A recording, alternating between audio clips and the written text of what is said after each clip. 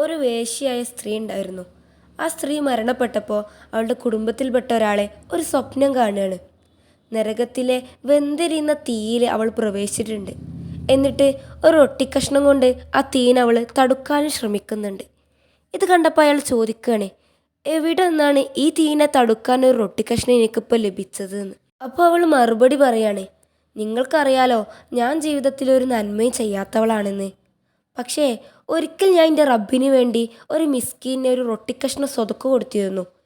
ഇന്നെന്നെ നരകത്തിലേക്ക് എറിഞ്ഞപ്പോൾ അതിലെ തീനെ തടുക്കാൻ വേണ്ടിയിട്ട് പടച്ചോൻ എനിക്കൊരവസരം തന്നതാണ്.